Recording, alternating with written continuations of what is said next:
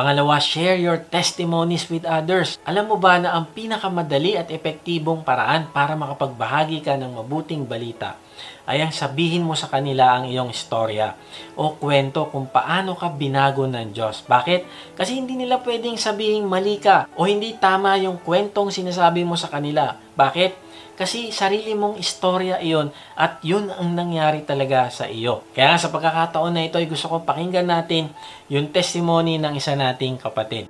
Mga kapatid, ang buhay ko noon ay masasabi kong miserable. Walang direksyon ng buhay ko.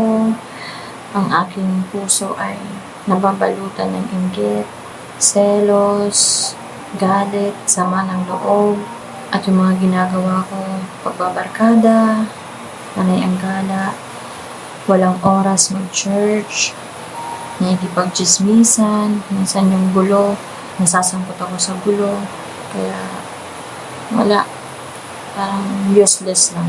So, sa dami ng kasalanan ko noon, tumatak sa isipan ko na pag ako po ay namatay, mapupunta po ako sa impyerno. Kaya ang laging nasa isip ko, magsaya. Magsaya habang buhay pa. Tinanggap ko si Lord July 2021. Pero on and off. Ini-ignore ko lang lagi si Lord. Kasi kung saan ako masaya, doon ako. Naging busy po ako sa mga bagay na gusto ko lang gawin. Lumipas ang isang taon, wala pa rin akong nakikitang pagbabago sa buhay ko. Sa pagtanggap ko kay Lord, bigla kong naisip na mag-serve kaya ako. Napunta po ako sa WatG, magsaserve po ako. Pero may struggle pa rin po. Mas inuuna ko ang barkada. So, nawalan po ako ng oras sa pag-attend ng D-group, pag-attend sa online worship, pag-volunteer sa mga programa ng WatG. Kasi mas binigyan ko ng oras ang barkada ko. Dumating sa point na dahil sa mga kasalanan ko, may time na nag-away kami ng ate ko at mama ko. Nagkasakitan kami, palitan ng masasakit na salita, at nagkasakitan din kami physically. Nagtanong na ako kay Lord, bakit Lord? Bakit hinayaan mo na mangyari ito sa akin at sa aking pamilya? Sa dami ng katanungan ko, labis akong nagsisi sa nagawa. Humingi po ako ng tawad sa ating Panginoon. Ang mga nagawa kong kasalanan, masasabi ko, malaki at ang bigat. Masakit sa pakiramdam na pamilya ko ang inaaway ko. Sa paghingi ko ng tawad sa ating Panginoon, humingi na rin ako ng tawad sa kapatid ko at sa mama ko. Masarap sa pakiramdam. Both sides po, nagkapatawaran. Nandun yun, nagsiserve po ako sa ating Panginoon. Nasa WatG po ako. Umattend din po ako ng D-group. At may hinahawakan po ako na ministry sa mga bata. Inisip ko na magkaroon ng maraming oras sa ating Panginoon. Magbabad sa kanyang salita, magbasa ng Bible. At ngayon rin po, nasa GLC 1 po ako. So, nagpapasalamat ako sa taong nagpakilala sa akin kay Lord. Na hindi ako sinukuan para maibalik ako na maglingkod kay Lord. Ang laking pagkakamali ko, di ba? So ngayon, lagi na po akong nagdi-devotion. Every day. Ayokong mawalay sa ating Panginoon. Ayoko nang bumalik sa dati kong kasalanan, sa dati kong buhay. So praise God all the time. Amen. Salamat sa iyong testimony, Evie. Dalayan ko na patuloy kang maging handa sa pagbabahagi ng iyong patotoo. Pangatlo, paano mo isusuot ang sapatos? Be a living example. Ang iyong buhay na kinakakitaan ng pagmamahal sa Diyos at pagmamahal sa ibang tao. Ang buhay na pagsunod sa Diyos at pagbubunga sa Diyos ay isang epektibong patotoo na ikaw ay totoong anak ng Diyos at ikaw ay iba sa nakakarami. Narealize ko na ang pinakamabigat nating problema ay spiritual, hindi pinansyal, hindi intelektual, hindi emotional, hindi physical. Bakit? Kasi yung kalaban natin ay hindi natin nakikita. Ito yung spiritual na labanan. At yung spiritual na labanan na yon ay nangyayari sa puso natin. Kaya kahit sabihin mo na lilipat ka sa isang lugar na mayroong magandang tanawin, halimbawa sa probinsya, o kaya magpapalit ka ng trabaho, o kaya magpapalit ka ng sirkumstansya ng buhay, o magpapalit ka ng lifestyle, o papalitan mo yung itsura mo, o magpapalit ka ng relationship na bago, at sasabihin mo masosolve na ang struggle mo. Kaibigan, hindi yan ang sagot dahil kahit saan ka pumunta, haharapin mo pa rin itong mga kalaban natin na ito na hindi nakikita. Kahit lumipat ka sa Amerika o sa Canada at iniisip mo magbabago ang buhay ko pag nandun na ako, mali kaibigan. Hindi yan ang solusyon dahil ang problema ay hindi lokasyon kung hindi spiritual. At ito'y nasa puso. Kaya tandaan natin na meron lang tayong iisang pag-asa upang magtagumpay sa ating spiritual na digmaan. Ano ito? Yung pagsuot natin ng kasuotan ng pandigma na ibinigay sa atin ng Diyos. At kapag suot mo ito, hindi ka magugulat sa atake ng kalaban dahil alam mo kung ano yung katotohanan at hindi. At kapag ginagawa mo ito, magiging totoo sa iyo yung Ephesians 6:13.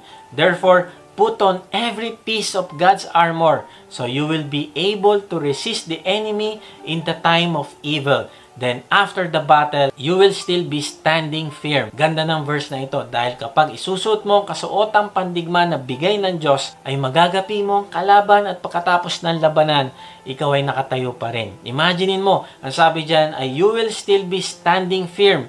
Parang picture ito ng isang sundalo na nasa gitna ng battlefield at matapos yung labanan ay nakahandusay yung mga kalaban. Matindi ang naging labanan. Maraming sugatan, maraming namatay. Pero ang sundalong ito ay nakatayo pa rin at tinitignan ang paligid.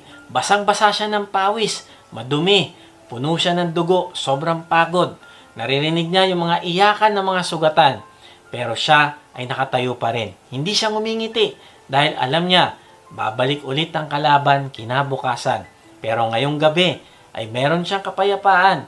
Makakatulog siya ng mahimbing dahil alam niya, kinabukasan pagkatapos ng labanan ulit, ay magtatagumpay siya at makakatayo pa rin ng matagumpay. Alam mo kaibigan, sabi ng Diyos, ikaw ay kabilang na sa kanyang army, sa kanyang sundalo. Kabilang ka na sa kanyang team. Nung tinanggap mo ang Panginoong Yesus ay pumirma ka na para sa isang kasunduan na ikaw ay lalaban kasama ng Diyos. Lahat tayo ay kasama dito at walang exemption. Ang kalaban, ang dyablo, ay hindi natutulog 24/7 at hindi tayo dapat mag-relax spiritually. Kaya ka binigyan ng kasuotan ay para gamitin mo ito araw-araw. Sabi ni Pablo, put on the full armor of God. Hindi niya sinabing put on your own armor dahil alam niya na magtatagumpay lamang tayo sa ating spiritual battle kung ang isusuot natin ay yung armor ng Diyos. At yung armor natin na yon ay walang iba kung hindi ang Panginoong Yesus. Lahat ng kailangan natin ay nasa ating Panginoong Yesus na. Kaibigan, maaaring gusto mo ding maging warrior ng Panginoong Yesus. Nakita mo na wala ka pala sa side niya, wala ka sa kanyang team, kaya palagi kang talunan ng dyablo. Ngayon na yung pagkakataon mo na mapasama sa kanyang kaharian. Manampalataya ka sa Panginoong Yesus na nagbayad ng iyong kasalanan sa krus at bibigyan kanya ng righteousness. Gagawin kanyang matuwid sa harapan ng Diyos. Paano mo ipapakita ang iyong pananampalataya sa Panginoong Yesus? Ipahayag mo ito sa pamamagitan ng isang panalangin. Kahit nasaan ka, sabihin mo sa Kanya, Panginoong Yesus, inaamin ko po na ako po ay makasalanan, patawarin niyo po ako. Nananampalataya po ako na ikaw ang nagbayad ng aking kasalanan sa krus. Ngayon po ay sinusuko ko na ang aking sarili sa iyo. Binubuksan ko na ang aking puso. Pumasok ka at manahan sa akin. Tinatanggap kita bilang aking Panginoon at tagapagligtas. Simula ngayon ay tatalikdan ko na ang aking kasalanan. Tulungan niyo po akong magbago upang mapapurihan kita sa aking buhay. Amen. Sa ating pagtatapos, ay iwan ko ito sa inyo. Sabi ni J.I. Packer, righteousness, meaning holy integrity and uprightness, is the breastplate in the armor of God that Christians are called to wear in order to counter the devil's attacks. Kaibigan, isabuhay mo ang pagiging matuwid sa lahat ng pagkakataon. Ito mag-iingat sa iyo laban sa patibong ng dyablo. Sikapin mo na gawin ng kalooban ng Diyos sa lahat ng area ng buhay mo. Ingatan mo ang pinipili mong mga choices sa buhay. Isipin mo na ikaw ay mandirigma ng Panginoong Yesus. Ang isang sundalo ay nakafocus lang sa isang bagay. Ito ay sundin ang kanyang commander. Ang commander niya ay ang Panginoong Yesus. At ikaw, kaibigan, kung sinuko mo na ang buhay mo sa Panginoong Yesus, ang commander mo ay ang Panginoong Yesus. At kapag sumusunod ka sa Kanya, ay ginagawan mo ng pabor ang iyong sarili dahil maiingatan ka ng iyong commander sa mga panililang ng dyablo sa iyo. God bless.